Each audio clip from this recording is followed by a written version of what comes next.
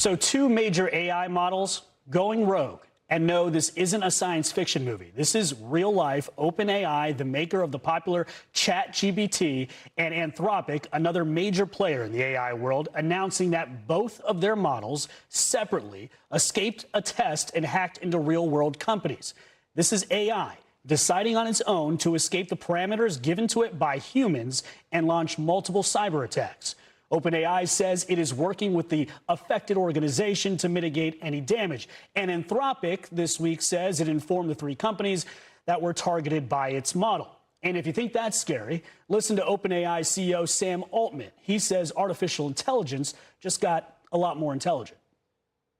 We are now like in the singularity. Like this is the moment.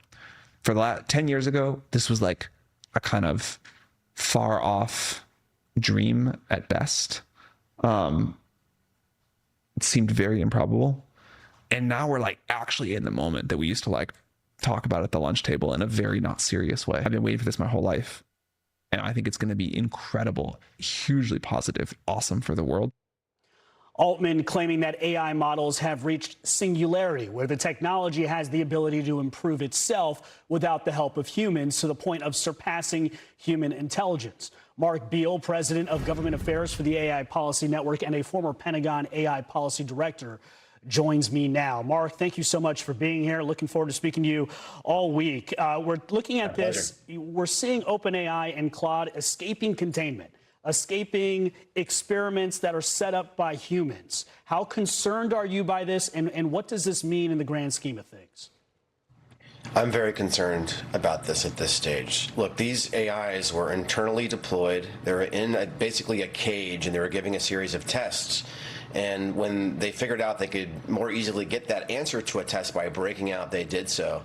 And they hacked the containment system that they were in using novel exploits that the security engineers did not even know existed.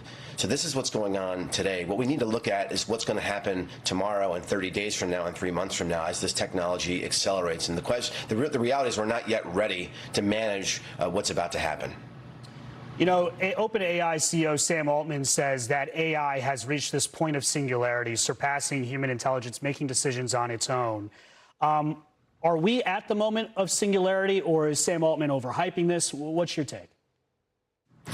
It's hard to know exactly what's going on, but the most important thing that I'm hearing from the frontier AI companies themselves, including, by the way, 1,300 of them who signed a letter saying that they might need to slow all of this down, is that as AI gets really good at math and really good at software engineering, it can start to build the next version of itself. And if this automated loop is put in place, it could look like some kind of nuclear chain reaction, the end point at which we don't yet know.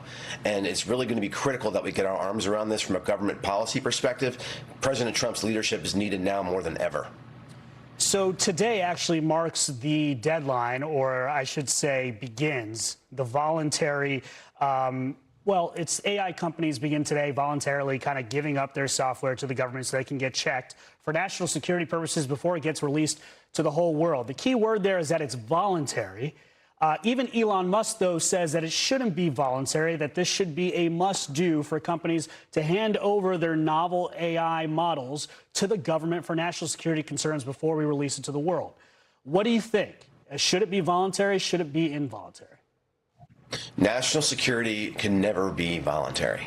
And back in April, when Anthropic, one of those AI companies, released a capability called Mythos, and that thing could hack bank accounts and basically serve as a cyber weapon, AI transitioned from a cool commercial tech product to a national security capability, and we must respond to that new paradigm shift. And that's the paradigm that we are in now. This is a national security issue, and we need to get our arms around it. And voluntary simply will not cut it anymore.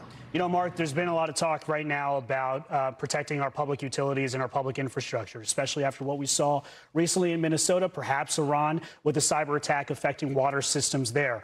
Is the U.S. government using Mythos or other AI models to protect our public utilities and infrastructure in a meaningful way? Are we there yet? As far as I can tell, we're not quite there yet, although under Secretary Bessent's leadership, the process has started. First with the financial institutions to figure out how to harden them so that people don't have their bank accounts emptied out. But looking around the country to all the critical infrastructure, water, power, sometimes the software that's running those systems is decades old and very vulnerable to new capabilities like Mythos. And so while it's not the federal government's job necessarily to do the hardening itself, it needs to facilitate access to these capabilities so that those companies themselves can defend. And maybe we should make sure we can actually control the AI and not the other way around before we hand over the keys to our water and electricity. That would be a good idea. Great idea. Mark, Beall, thank you so much for your expertise. Appreciate it. Be sure to like and subscribe for all the Fox News latest on YouTube and catch full shows streaming now on Fox One.